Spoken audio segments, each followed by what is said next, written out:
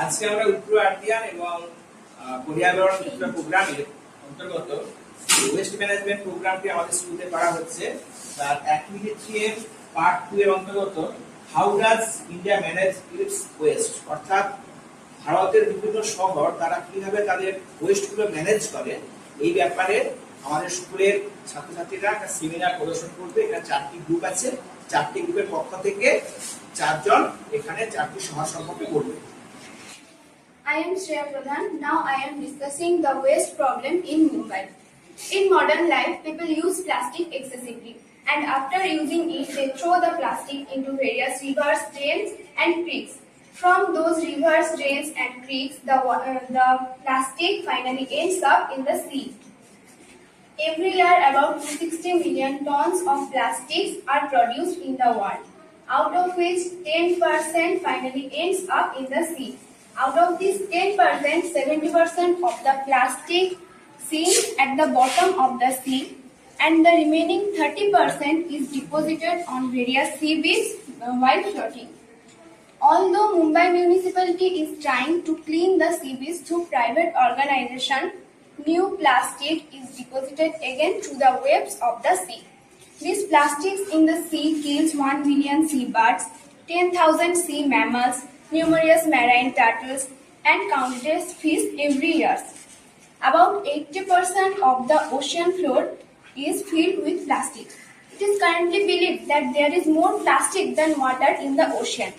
These plastics in the ocean form microplastics, and it enters the bodies of various zooplanktons, fish, and other aquatic animals.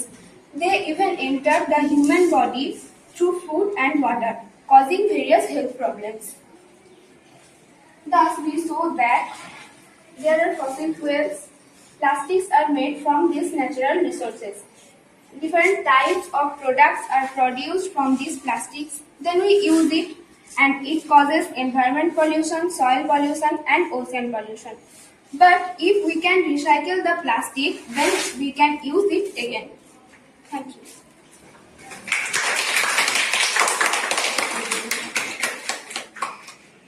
আমার নাম কুলকুন্দে। আমি বেঙ্গালুরু শহরের বর্জ্য ব্যবস্থাপনা সম্পর্কে কিছু বলবো। এটা হচ্ছে ওভারফ্লোয়িং ওয়েস্ট বিন।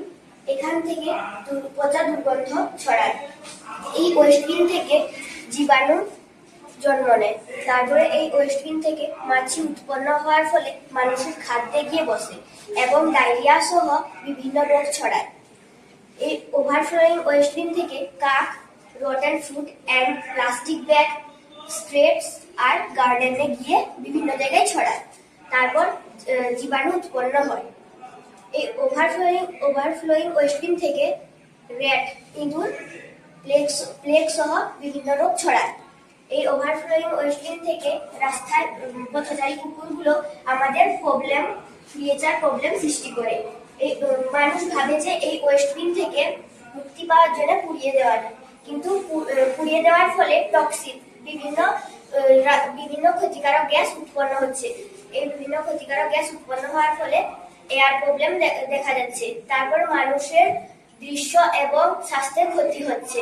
আমরা এই ওভারফ্লোয়িং ওয়েস্ট বিন পুড়িয়ে দেওয়ার ফলে গ্রিন হাউস গ্যাস উৎপন্ন হচ্ছে।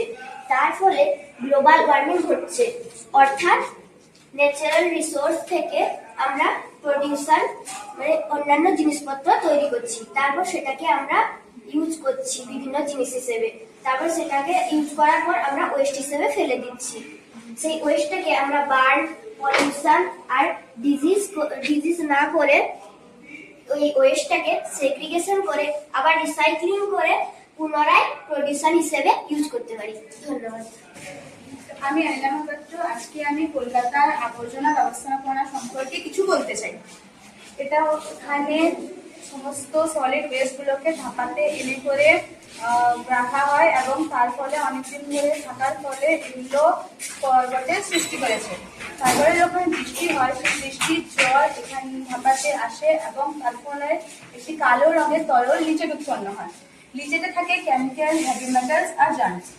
এগুলি লিচেট আবার ওয়েটল্যান্ডে গিয়ে মেশে, ফলে যে যেসব জলজ বন্য প্রাণ সেগুলি ক্ষতিগ্রস্ত হয় এবং এই জল ব্যবহারকারী মানুষরাও ক্ষতিগ্রস্ত হয়। আবার এই লিচেট লোকাল ওয়াটার বডিজে গিয়ে মেশে, ফলে গাছপালা এবং মানুষের শরীর ক্ষতিগ্রস্ত হয়। আবার এই ঢাকার এই মাউন্টেন অফ গার্বেজের ফলে ফ্লোক অফ গ্রো, অনেক ঝাঁকে ঝাঁকে কাকেরা, পলিউশন অ্যান্ড হিউম্যান ডিজিজ দূষণ ছড়ায় এবং মানুষের শরীর ক্ষতিগ্রস্ত করে।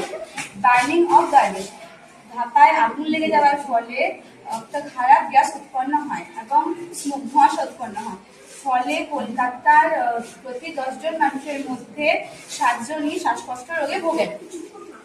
আবার এই স্মোক থেকে গ্রিনহাউস গ্যাস তৈরি হয়। এই গ্রিনহাউস গ্যাসটা গ্লোবাল ওয়ার্মিং ঘটায়, ফলে সুতরাং আমরা বলতে পারি যে ন্যাচারাল রিসোর্স থেকে প্রোডাকশন হয়ে সেগুলোকে ইউজ করা হয়, তার ফলে ওয়েস্ট তৈরি হয় এবং সেগুলিকে মাউন্টেন অফ গার্বেজ তৈরি করা হয়। সেখান থেকে আগুন লাগে, লিচেট উৎপন্ন হয়, স্মোক তৈরি হয় আর জীবাণু তৈরি হয়। কিন্তু যদি এতগুলো কারণ হয়, কিন্তু যদি আমরা এই ওয়েস্ট গুলোকে সেগ্রিগেশনের মাধ্যমে রিসাইকেলিং করে আবার প্রোডাকশনে ফিরিয়ে আনতে পারি, তাহলে আমাদের আর এত আবর্জনা উৎপন্ন হবে না। ধন্যবাদ।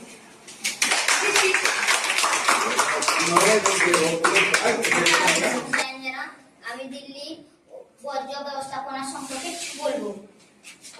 দিল্লির মানুষ এই ওয়েস্টগুলোকে ডান সাইডে ফেলে, সেখান থেকে ওই ওয়েস্টগুলোকে পোড়ানো হয়, তার ফলে গ্রিনহাউস গ্যাস উৎপন্ন হয়, যেটা আমাদের ভারতের 3 নম্বর স্থানে রয়েছে। প্রতিদিন 190 থেকে 246 ton of municipal solid waste পোড়ানো হয়। অনেকে মনে করেন যে এটার জন্য কৃষকরাই দায়ী, কিন্তু না, তারা মাত্র 4% দেয়। গ্রিনহাউস গ্যাস থেকে 25% বার্নিং ওয়েস্ট উৎপন্ন হয়। এই ডান সাইড থেকে মিথেন এবং গ্রিনহাউস গ্যাস উৎপন্ন হয়, যেটা কি বাতাসে মেশে।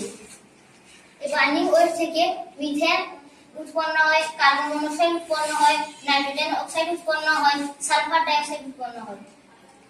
এই বার্নিং ওয়েস্ট থেকে ল্যান্ড এবং ফুড পলিউশন হয়।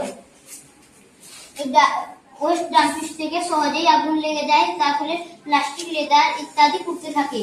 এর ফলে লেড ও ক্যাডমিয়ামের মতো শক্ত ভারী ধাতু উৎপন্ন হয়, যেটা ক্যান্সারের কারণ হয়ে দাঁড়ায়। এর ফলে সেটা গিয়ে আবার বাতাসে মেশে, এর ফলে গ্লোবাল ওয়ার্মিং হয়, ক্যান্সার হয়, শ্বাস প্রশ্বাসে অসুবিধা হয়। অর্থাৎ মানুষজন মনে করে যে এটাকে সহজে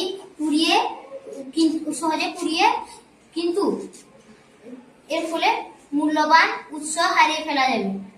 দিল্লির পুরসভা এই ওয়েস্টগুলোকে পুড়িয়ে শক্তি উৎপন্ন করবে বলে মনে করেছে। অর্থাৎ নেচারের রিসোর্স থেকে নেওয়া হচ্ছে এবং আবার দেওয়া হচ্ছে, সেখান থেকে ওয়েস্ট উৎপন্ন হচ্ছে, সেখান থেকে আবার সেগুলোকে পোড়ানো হচ্ছে এবং এয়ার পলিউশন করা হচ্ছে। এই ওয়েস্ট থেকে আবার সেগুলোকে সর্টিং করা হলে এনার্জি উৎপন্ন করা হচ্ছে, এই সর্টিং থেকে আবার রিসাইক্লিং করা হচ্ছে। ধন্যবাদ।